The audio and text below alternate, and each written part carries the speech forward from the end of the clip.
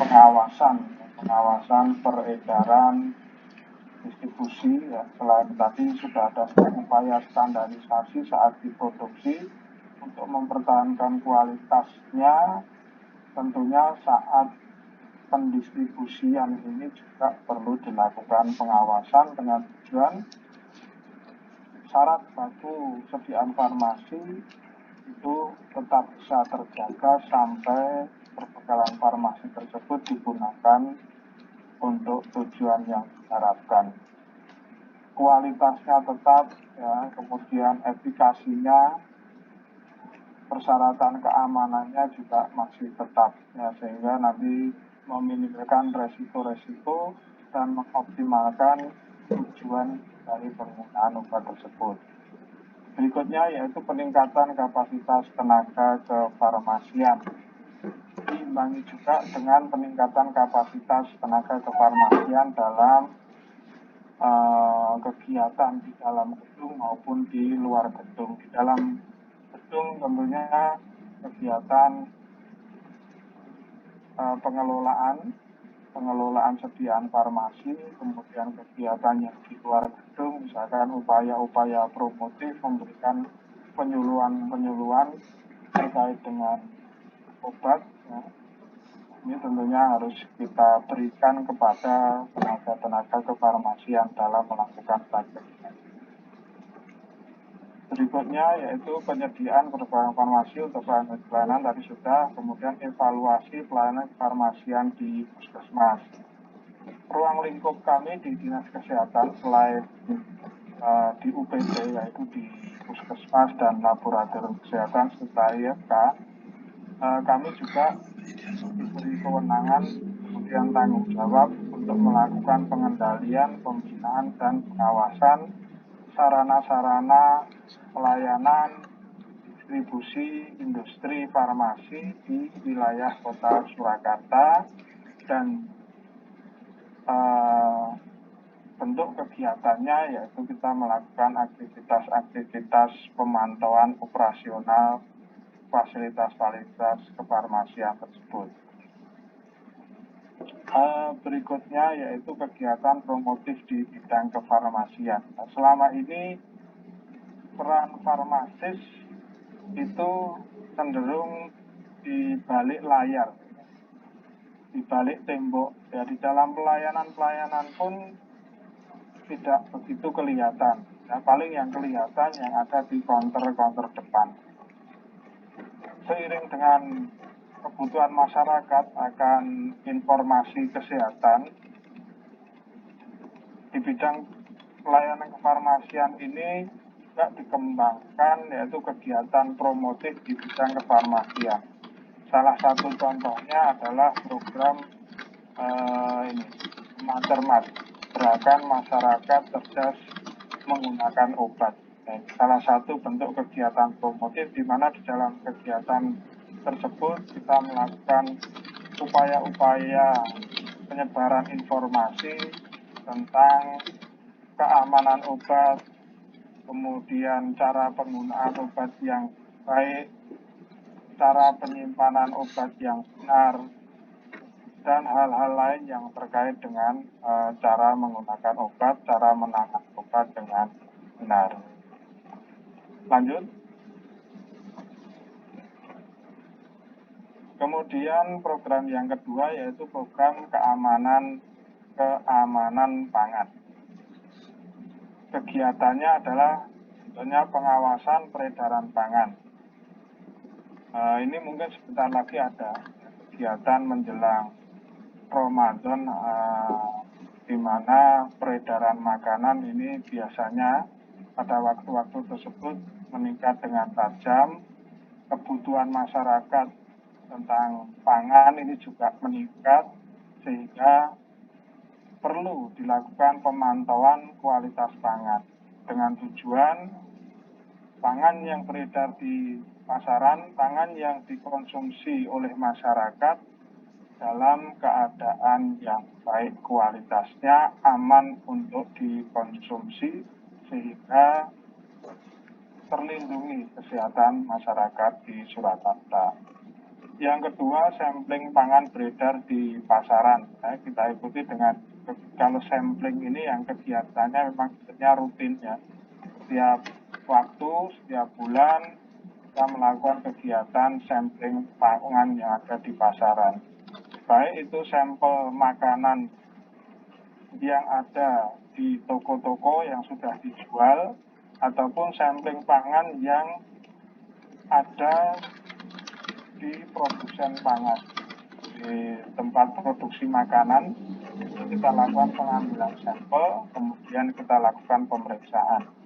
Dari data-data sampel ini nanti kita analisa, kemudian kita nilai apakah produk pangan yang kita sampling ini memenuhi syarat atau tidak. Kemudian nanti tentunya ada tindak lanjut dari hasil tersebut. Kegiatan berikutnya adalah pemeriksaan sampel pangan di laboratorium. Tadi kita ikuti, mungkin sambil ini semua kegiatannya berjalan bisa dilakukan secara simultan. Kita melakukan sidak, sekaligus kita melakukan sampling, pengambilan sampel-sampel makanan, dilanjutkan dengan pengujian. Dari sampel tadi kita lakukan pengujian di laboratorium. Tadi sudah saya katakan di Kota Surakarta ini, Dinas Kesehatan ini mempunyai UPT, yaitu UPT Laboratorium Kesehatan. Di UPT tersebut mempunyai beberapa kemampuan ya, baik pemeriksaan klinis maupun non klinis. Ya. Pemeriksaan klinis kita lengkap ya, pemeriksaan parameter di laboratorium klinik kita lengkap, secara rutin kita sudah tersedia semua, alatnya juga sudah cukup lengkap, reaksi lengkap juga. Apalagi dari sisi biaya ya, kalau kita bicara biaya di sana tentunya lebih murah ya, biayanya lebih murah. Kemudian kemampuannya juga demikian. Selain kemampuan pengujian klinis, juga mempunyai kemampuan uji yang lainnya, misalkan untuk uji pangan, keamanan pangan, karena juga bisa dilakukan, mempunyai kemampuan pengujian vitamin D, kemudian metanil yellow, kemudian furak, ya, kandungan furak, itu bisa dilakukan di UPT Laboratorium Kesehatan. Kemampuan yang lainnya yaitu pengujian kualitas air ya, kualitas air. Di sana mempunyai kelebihan-kelebihan. Ya, alatnya juga lengkap, kemudian reagen ujinya juga lengkap ya, sehingga dapat melayani pengujian kualitas air. Berikutnya kegiatannya adalah pengamanan jajan anak sekolah. Ini merupakan salah satu kegiatan di mana isu keamanan pangan di sekolah ini seringkali muncul, dan ini menjadi perhatian pemerintah juga.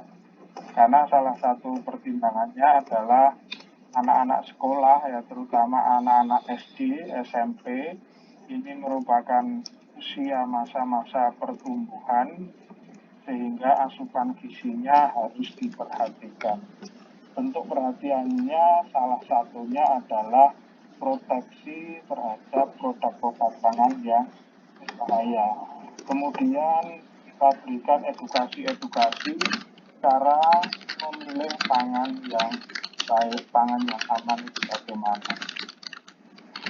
Termasuk edukasi ini kita lakukan tidak hanya kepada sasaran anaknya saja, namun juga sebagai sasaran edukasi keamanan pangan ini kita juga menyasar kepada penjajah makanannya dan juga pihak guru atau sekolahan institusinya ya, sehingga tempat sekolahnya, guru, kemudian penjaga makanan baik di dalam sekolahan atau yang biasa disebut dengan kantin sekolah, dan juga pedagang-pedagang yang ada di sekitar sekolahan. Ini semua kita jadikan sasaran untuk pembinaan. Berikutnya adalah penyuluhan keamanan pangan. Penyuluhan keamanan pangan ini sasarannya ya satu produsen pangan tentunya. Bahkan sebagai salah satu prasyarat produsen makanan untuk mengurus izin edar makanan yang diproduksinya sebagai prasyarat harus mempunyai sertifikat keamanan pangan, sertifikat penyuluhan keamanan pangan. Bentuk kegiatannya apa? Jadi setiap produsen pangan dia harus mengikuti pelatihan singkat di Dinas Kesehatan. Pelatihannya ini bertujuan untuk membekali para produsen makanan ini hal-hal teknis terkait dengan keamanan pangan. Jadi di sana akan diterangkan cara produksi pangan yang baik, ya. CPPB, cara produksi pangan CPPOB, cara produksi pangan olahan yang baik. Bagaimana toh cara mengolah makanan yang baik itu tahapannya apa saja. Misalkan satu dari penyiapan sarana prasarana, ya tempatnya, ya, kemudian suplai pendukungnya apa saja. Kemudian yang kedua, bahan-bahan yang boleh digunakan untuk produksi pangan itu bagaimana. Bahan tambahannya apa saja yang boleh, seberapa banyak yang bisa digunakan, bahan baku yang baik yang bisa digunakan untuk makanan itu bagaimana. Berikutnya cara memproduksi, ya, cara memproduksi supaya tidak terjadi kontaminasi silang. Ini diatur alurnya bagaimana alur produksi ini supaya tidak terjadi kontaminasi. Bagaimana mengelola kebersihan ruangan di dalam ruangan produksi. Bagaimana mengelola perlengkapan peralatan produksi supaya hasilnya higienis. Kemudian bagaimana cara menyimpan produk yang sudah jadi, cara melabeli, syarat-syarat label itu bagaimana. Nah ini kita berikan pendidikan singkat ya selama sehari. Ya, kemudian nanti kita uji lulus atau tidak. Kalau lulus berhak mendapatkan sertifikat penyuluhan keamanan pangan. Nah, sertifikat ini nanti sebagai salah satu prasyarat untuk mengurus izin edar produk pangan. Kemudian penyuluhan ini juga kita sampaikan tadi kepada anak sekolah, kepada guru, kepada penjajah sekolah, kemudian di lingkup lintas sektor supaya ada dukungan lintas sektor yang terkait. Ini juga kita melakukan advokasi penyuluhan kepada masyarakat. Ya. Lanjut.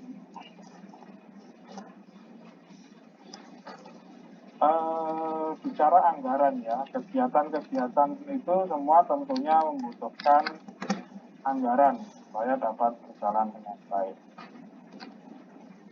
Di kefarmasian ini kalau kita melihat jumlah anggarannya itu cukup besar ya, sangat besar bahkan ya. Kenapa? Karena di situ terdapat mata anggaran untuk belanja obat dan perbekalan kesehatan. Ya sehingga seringkali kalau melihat angka ini sangat menarik. Wah, seksi farmasi ini kaya karena anggarannya besar ya. 3M, 4M, dan ini untuk belanja. Ya memang kita ketahui sampai sekarang ini produk-produk farmasi, alat kesehatan itu harganya memang cukup mahal. Ini menandakan bagaimana tanggung jawab kita bersama nanti untuk dapat mengelola kesehatan masyarakat ini, menciptakan masyarakat yang sehat. Karena di situ kita kalau tahu bahwasanya memang biaya pengobatan itu cukup mahal.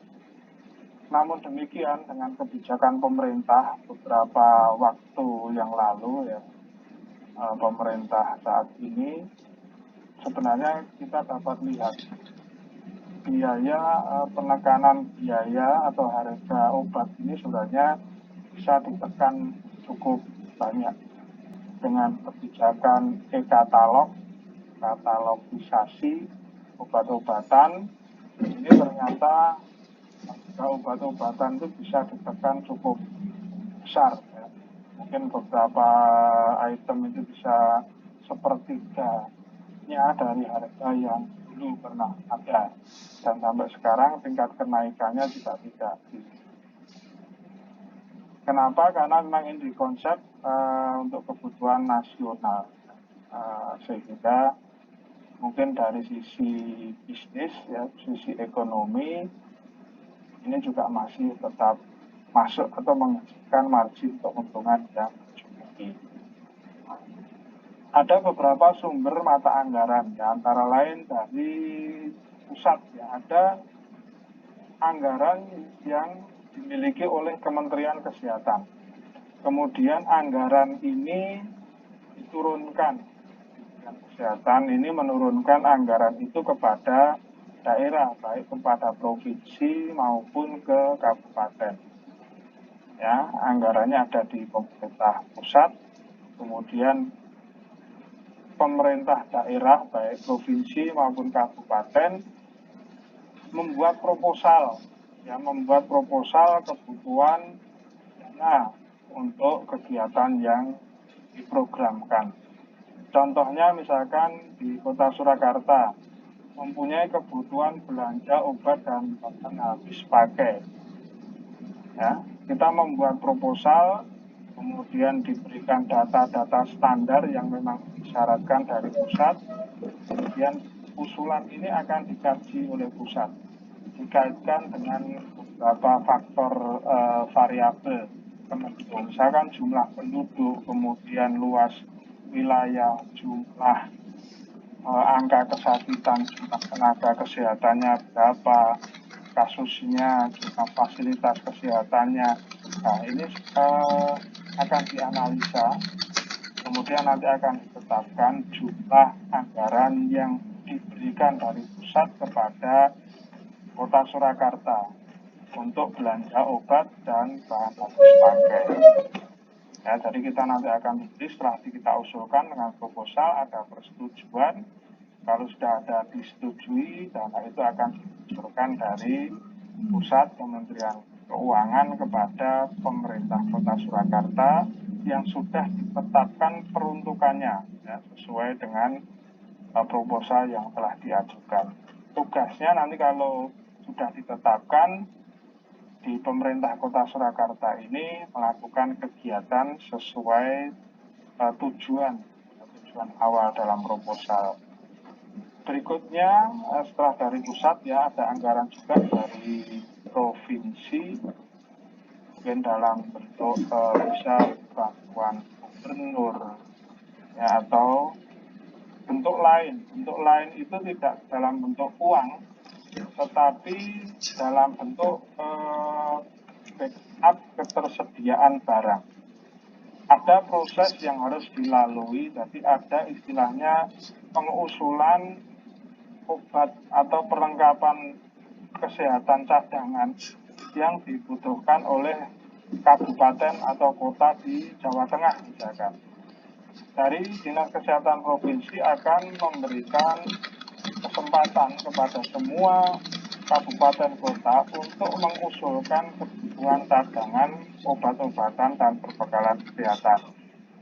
Kemudian ada proses begitu ya, proses evaluasi, kemudian nanti setelah ditetapkan pembelanjaannya itu ada di provinsi. Jadi dalam hal ini anggarannya tidak diturunkan kepada kota atau kabupaten, tetapi tetap ada di provinsi, kemudian akan dibelanjakan sesuai usulan dari kabupaten kota, kemudian nanti akan didistribusikan kepada pengusul, kepada kota pengusul tadi akan didistribusikan sejumlah barang yang pernah diusulkan dari masing-masing kota. Tinggal kita nanti memanfaatkan untuk pelayanan di kota. Yang berikutnya adalah anggaran APBD dari anggaran dari kota sendiri. Ya. Ada kaitannya dengan APBD dan DAK biasanya. Ya, DAK ini yang dari pusat. ini memberikan catatan. Saya akan memberikan bantuan ya, dalam tanda kutip bantuan pengucuran dana ke wilayah, asal wilayah juga ada backup, ada program yang sejalan. Jadi artinya kita kegotong royongan itu munculnya di situ. Ya, daerah juga tidak lepas tangan, juga sebenarnya punya anggaran, punya program, tapi jumlahnya kurang. Minta ke pusat, minta di backup, karena kurang. Kurangnya berapa? Tadi lewat proposal. Oh, kalau sejalan, ya nanti kita bisa. Oh, ternyata tidak dari kota sendiri, kabupaten sendiri memang juga mempunyai andil ya, kita bersama-sama. Ya, itu nanti dijalankan menggunakan anggaran dari APBD. Kemudian ada lagi anggaran yang mungkin sebenarnya dari pusat juga, tapi namanya istilahnya lain, kapitasi ya, dengan adanya program JKN sebagai FKTP, ya, puskesmas sebagai FKTP, sebagai unit untuk pelayanan program JKN, ini mendapatkan dana kapitasi dari BPJS. Kapitasi ini nanti akan dimanfaatkan untuk pelayanan pasien-pasien yang masuk JKN juga. Dan di Kota Surakarta ini semua puskesmas statusnya sudah BLUD ya, Badan Layanan Umum Daerah. Di mana kalau institusi sudah mempunyai status BLUD, ini diberi kewenangan lebih luas dalam hal pengelolaan keuangan, ya, diberi kewenangan yang lebih luas, lebih mandiri dalam mengelola keuangan. Namun demikian, karena masih merupakan unit pelayanan teknis Dinas Kesehatan, sehingga Dinas Kesehatan juga masih mempunyai kewajiban untuk mengawasi, membina, dan mengendalikan ya, penggunaan anggaran-anggaran yang ada di puskesmas. Sehingga anggaran BLUD ini bila terjadi kekosongan, contohnya kasus-kasus yang sifatnya insidensial, ini bisa dimanfaatkan tentunya dengan rekomendasi dari Dinas Kesehatan. Ini dari sisi anggaran, pekerjaan anggaran. Lanjut.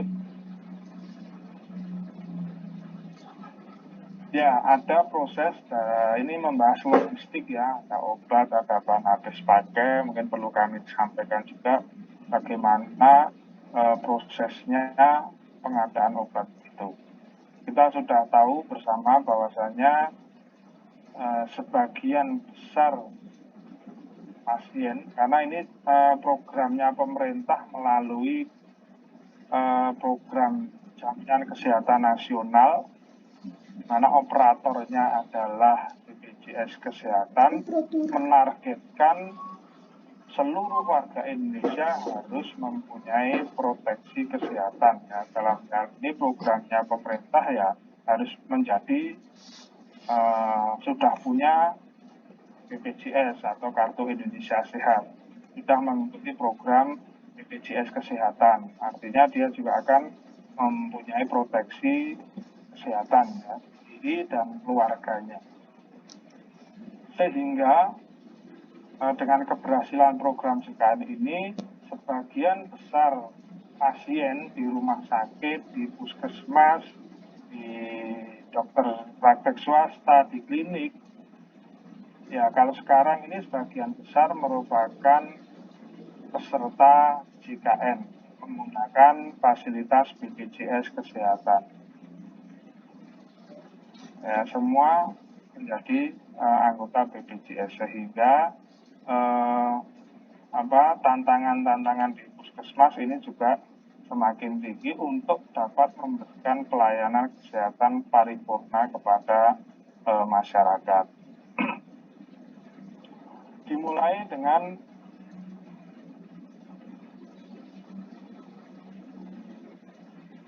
kemudian dalam hal pengadaan ini dimulai dengan penyusunan rencana kebutuhan obat. atau kami istilahnya biasanya kita sebut dengan RKO, Rencana Kebutuhan Obat. Ya. Secara nasional, Kementerian Kesehatan juga mempunyai program penyusunan RKO ini, Rencana Kebutuhan Obat. Baik itu kebutuhan obat yang reguler, rutin, kemudian ada juga RKO yang sifatnya keprograman obat-obat khusus. Contoh program misalkan obat RKO HIV AIDS, kemudian nanti program penyakit menular, ada filariasis, ada malaria, kemudian penyakit yang tidak menular, ya, kesehatan jiwa misalkan. Kemudian lagi ada program kesehatan ibu dan anak, pemberian tablet FE, pemberian vitamin A. Kemudian ada program lagi, yaitu program surveillance atau vaksinasi. Ya. Jadi ini dari pusat juga ada kegiatan penyusunan RKO, Rencana Kebutuhan Obat. Dari semua kabupaten kota se-Indonesia diminta untuk membuat RKO, Rencana Kebutuhan Obat. Dari masing-masing kabupaten kota akan dikumpulkan, ya, secara nasional datanya akan terkumpul di Kementerian Kesehatan di pusat. Ya. Nanti dari hasil itu dapat diperoleh data kebutuhan obat-obatan, baik jenis, kekuatan, dan jumlahnya. Ya, ini nanti dijadikan data dasar bagi penyediaan obat-obatan secara nasional oleh produsen-produsen farmasi. Jadi pemerintah nanti akan bekerja sama dengan industri-industri farmasi yang ada di Indonesia ini.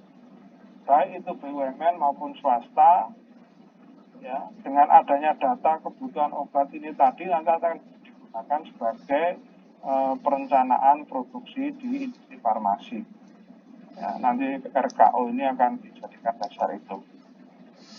Nah, kemudian dari RKO itu nanti akan ditetapkan sebagai KO kebutuhan obat, yaitu apakah nasional ataukah nanti di masing-masing daerah itu bisa ditetapkan dari RKO menjadi kebutuhan obat.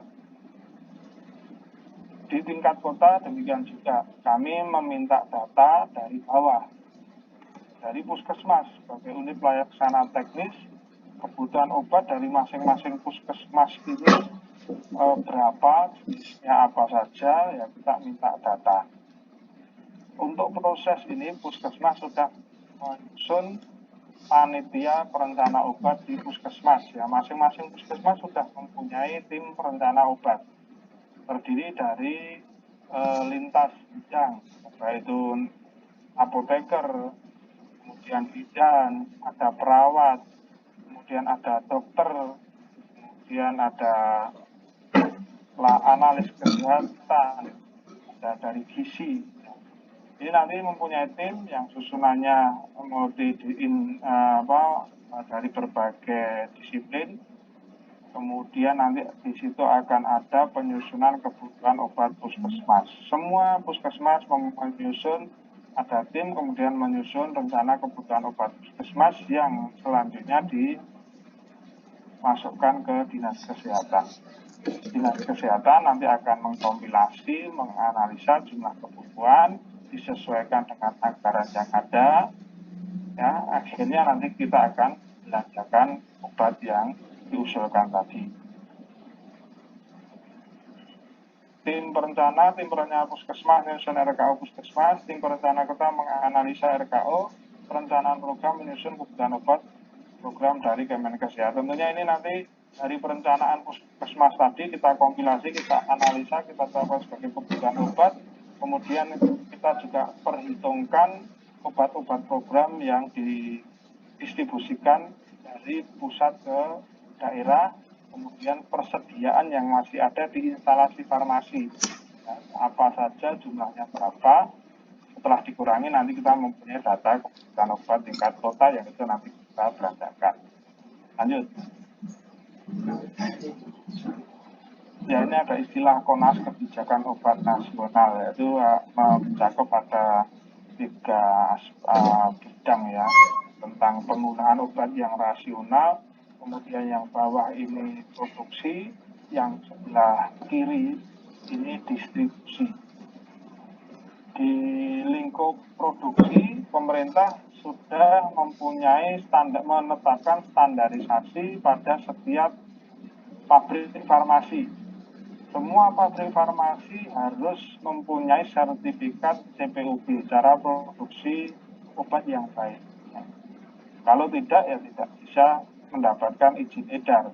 Ya, syarat harus mempunyai sertifikat, mau berkomitmen mengurus sertifikat CPOB. Dengan CPOB ini diharapkan produk-produk farmasi dapat dijamin keamanannya, kemudian khasiatnya, dan mutu dari produk tersebut. Ya. Ditetapkanlah CPOB.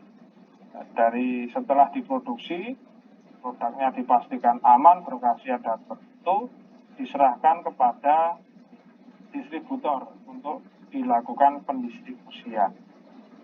Komoditas obat, alat kesehatan ini berhubung merupakan komoditas khusus, distribusinya juga khusus.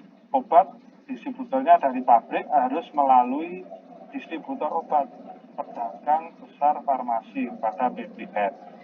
Kalau alat kesehatan melalui penyalur alat kesehatan atau PAK.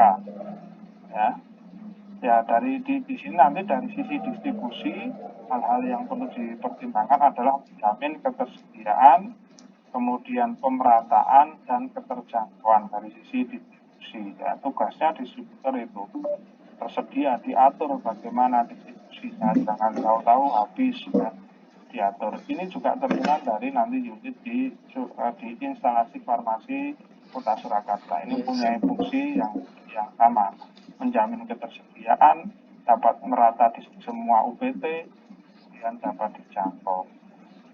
Dari sisi penggunaan obat nasional, ada informasi kita kembangkan adanya PIO, pelayanan informasi obat. Bentuknya ini bentuk pelayanan informasi baik itu kepada tenaga kesehatan lainnya maupun kepada masyarakat. Ada juga pemberian informasi obat. Ya, pemberian informasi obat itu seperti edukasi singkat saat petugas farmasi menyerahkan obat kepada pasien. Ini harus dilakukan penjelasan tentang obat yang akan diminumnya itu yang digunakan. Menerima obat jumlahnya berapa macam, kemudian aturan pakainya, cara menyimpannya, kemudian kalau rusak ini bagaimana cara memusnahkannya. Ini sangat penting dan informasi kepada pasien. Lanjut. Siklusnya demikian kalau kita ingin ketahui dari sisi tadi perencanaan yang sudah saya jelaskan. Nah, kemudian setelah direncanakan, kita pengadaan. Berhubung kita adalah institusi pemerintah,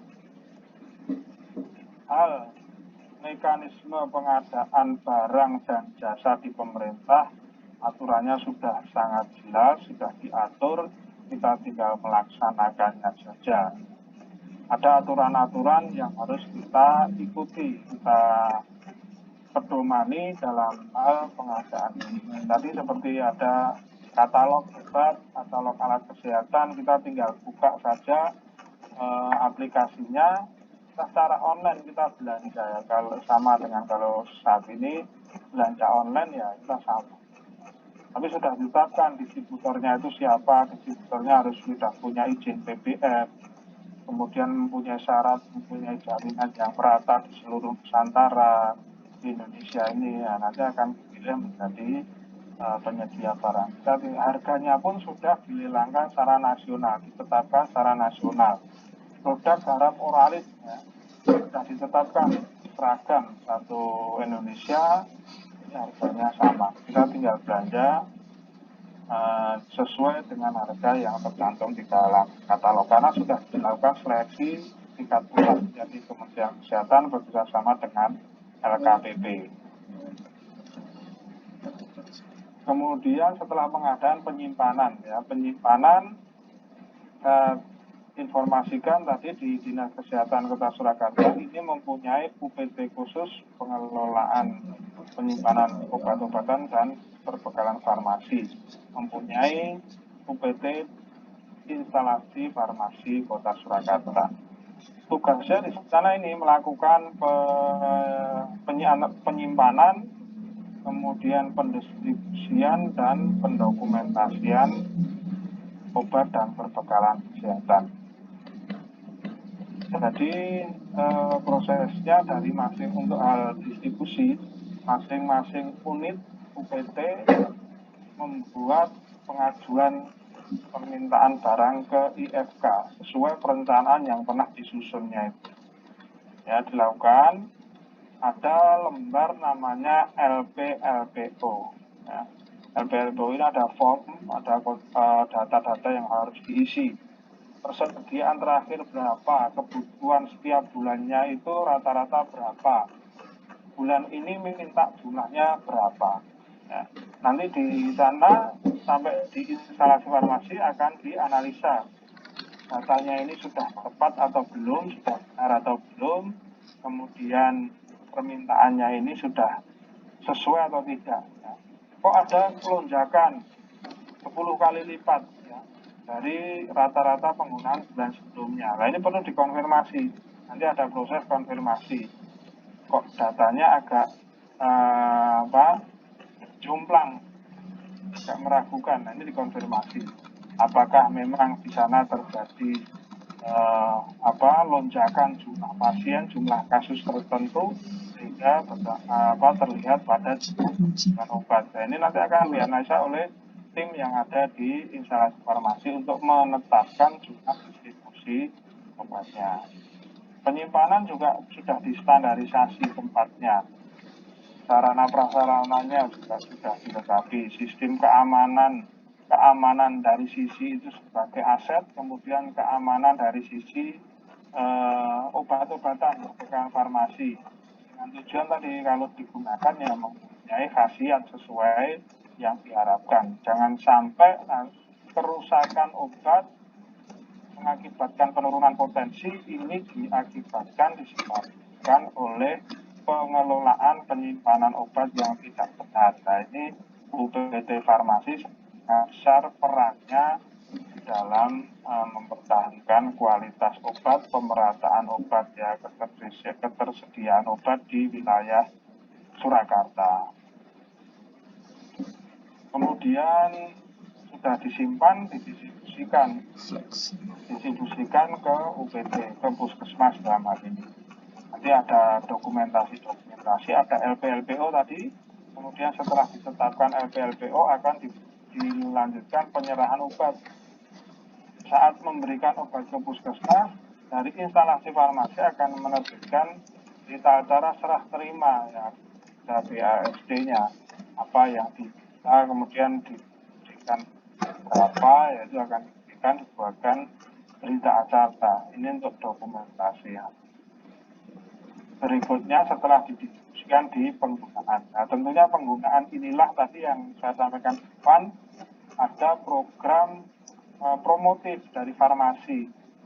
Ya, program penggunaan ini perlu dilakukan pendampingan, sosialisasi, memberikan kemampuan pemahaman kepada masyarakat supaya dapat menggunakan, menyimpan obat dengan baik. Ya.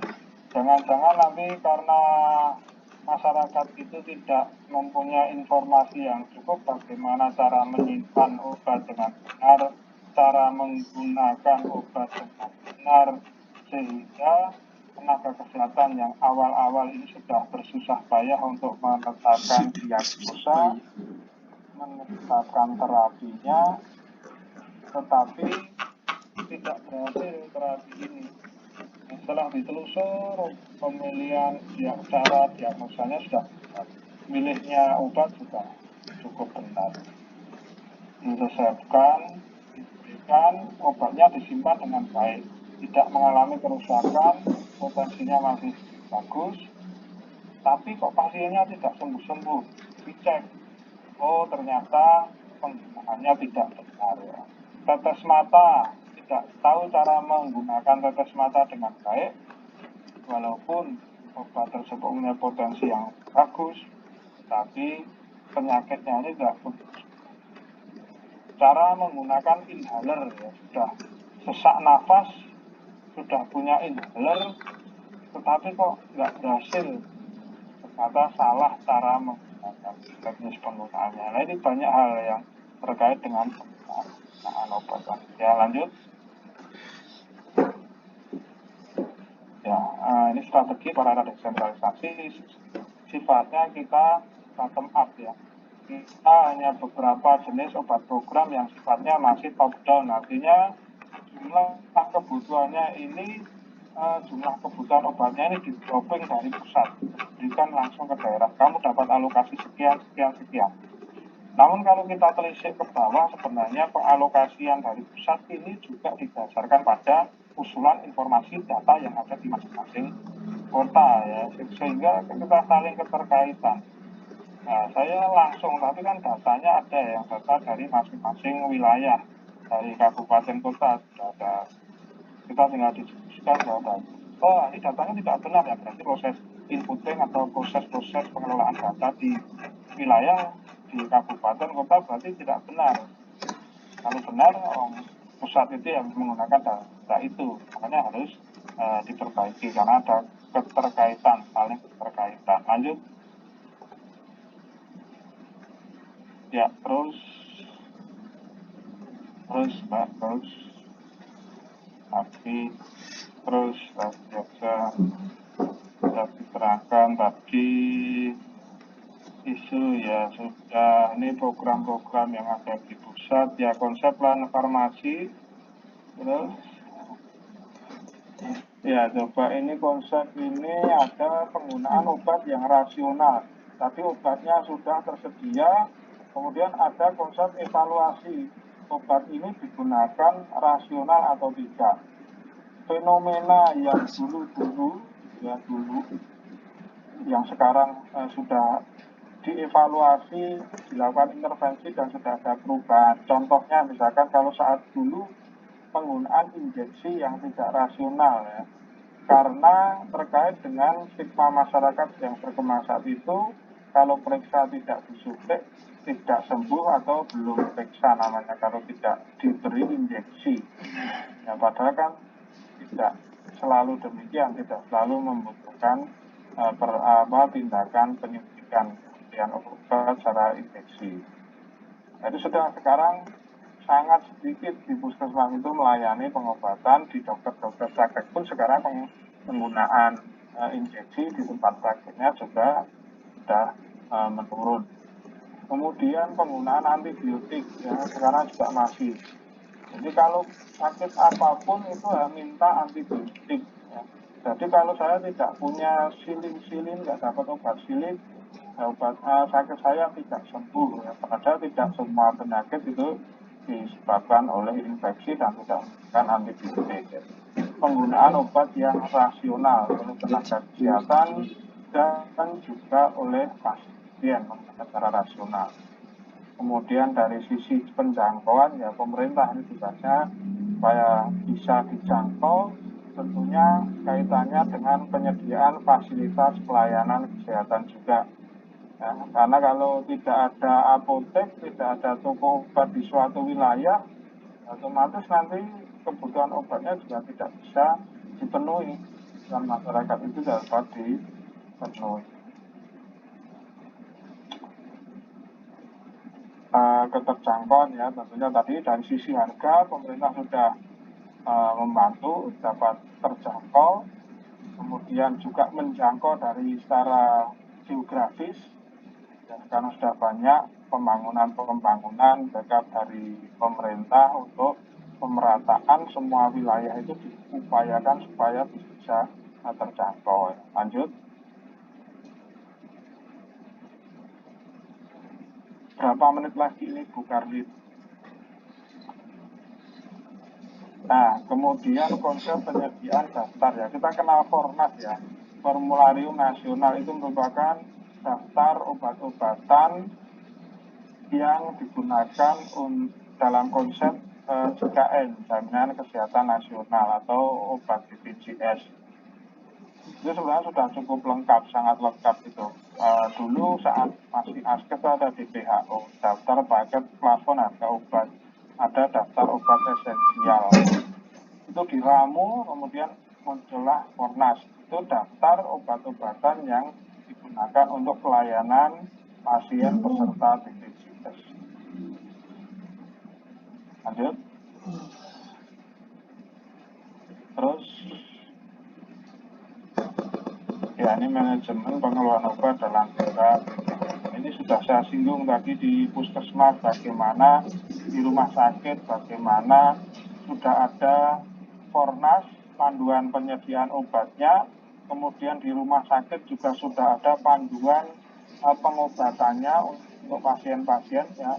Mau tidak mau kita selalu terkait dengan pasien BPJS, karena sebagian besar yang dilayani adalah peserta BPJS, ya.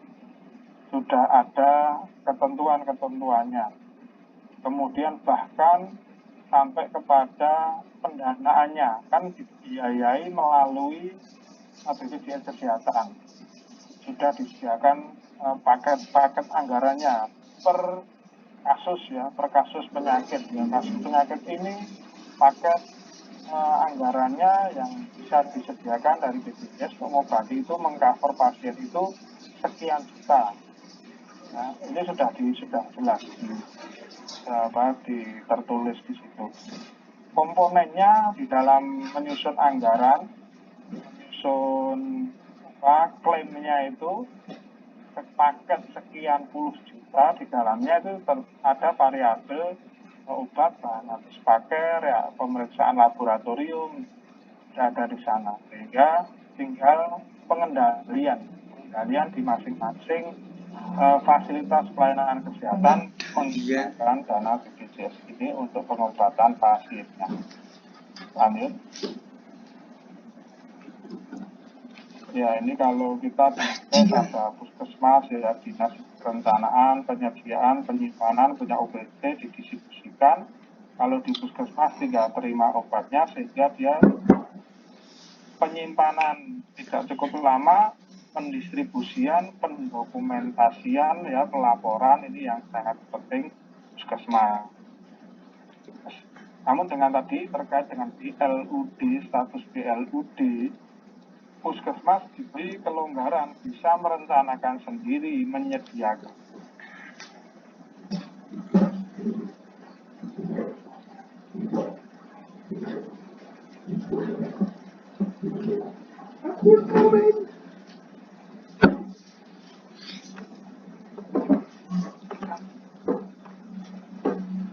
Puskesmas ini walaupun diberi kewenangan tadi BLUD, tetapi diatur supaya baik, tidak terjadi tumpang tindih. Di dinas kesehatan ada obatnya, jenis bahan habis pakainya, tetapi puskesmas beli sendiri dengan jenis yang sama, obatnya sama, jenisnya, bahan habis pakainya sama. Nah, ini tidak efisien. Tidak benar lah. Lanjut. Ya,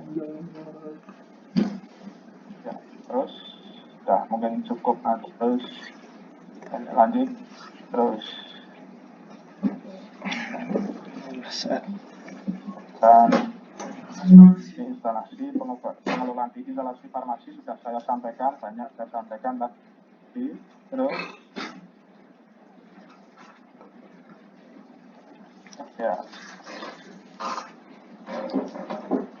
terus ini gambar di pengelolaan, ada ralian suhu, kemudian supaya tidak lembab ditata dengan baik, rapi, supaya tidak ada kekeliruan pengambilan obat-obatan, kemudian harus bisa dilihat expirednya, dipastikan ada izin edarnya, suhu ruangan, kelembapan, pencahayaan, keteraturan, kerapian. Nah, ini didukung dengan sistem informasi yang diterapkan supaya nanti bisa terpantau, tidak terjadi penumpukan atau kekosongan obat. ya secara umum di Kota Surakarta. Itu dari beberapa program di Dinas Kesehatan terkait dengan kefarmasian, ruang lingkupnya yaitu obat dan perbekalan kesehatan, yang kedua keamanan makanan minuman. Mungkin demikian yang bisa saya sampaikan, waktu kami kembalikan kepada Ibu Kartina. Baik, terima kasih.